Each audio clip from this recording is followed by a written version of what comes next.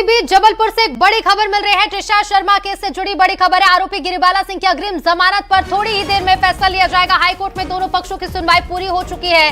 अग्रिम जमानत पर थोड़ी ही देर में हाईकोर्ट फैसला सुनाएगा।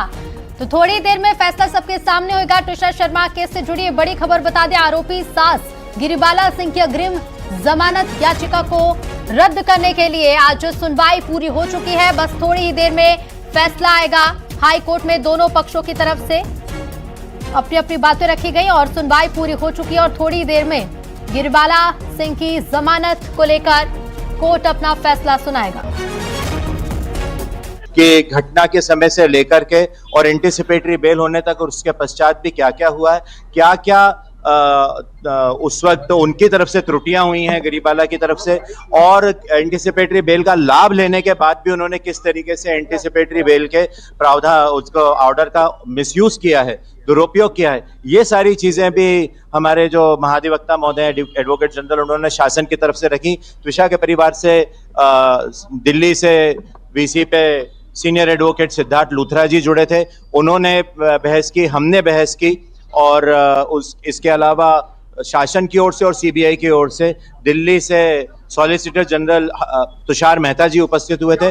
उन्होंने पूरा वहां पे विस्तार से पूरा पक्ष रखा है और ये न्यायालय को सारे तथ्य बताए हैं कि क्यों ये अलाउ होनी चाहिए और क्यों उनकी एंटीसिपेटरी बेल निरस्त होनी चाहिए। माननीय न्यायालय ने पूरा अभी 5:20 तक सबके बहस सुनने के बाद अब वो आदेश के लिए उन्होंने रखा हुआ है और हमें उम्मीद है कि थोड़ी देर में हमें आदेश प्राप्त होगा और हमें उम्मीद है कि हम सफल होंगे।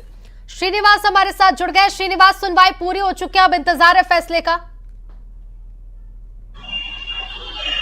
जी बिल्कुल बिल्कुल। आज आपको बता दूं कि आज मध्य प्रदेश हाईकोर्ट में एक अहम सुनवाई है जिसमें कि जो गिरिबाला सिंह है उनकी जो भोपाल से जो बेल मिली थी अग्रिम जमानत, उसको रद्द करने की मांग को लेके यहाँ पे हुई थी, जिसमें राज्य सरकार और जो पीड़िता हैं उनके पिता नवनिधि शर्मा की ओर से याचिका दायर की गई थी, जिसमें आज दोनों ही पक्षों की दलीलें यहाँ हुई, जिसमें कि जो ट्विस्टर के मामले में जो वहां से उनके वकील सिद्धार्थ लूथरा शामिल हुए थे, वहीं जो राज्य सरकार की ओर से जो महाधिवक्ता है प्रशांत सिंह ने अपनी दलीलें रखी। इसके साथ ही साथ गिरिबाला सिंह की ओर से जो सीनियर वकील हैं नित्या रामाकृष्णन ने रखा और ये फैसला जो सभी पहलू सुनने के बाद कोर्ट ने यह फैसला लेके अभी फैसला को सुरक्षित रख लिया गया। साथ ही साथ ये आदेश दिया कि प्रतिवादियों की लिस्ट में सीबीआई को भी शामिल किया जाना चाहिए, सीबीआई को भी शामिल करने के आदेश जारी किए हैं, क्योंकि साथ में बता दूं कि राज्य सरकार की ओर क्योंकि सीबीआई ने इस केस को टेक ओवर ले लिया है, तो अब इसमें प्रतिवादियों की तरफ से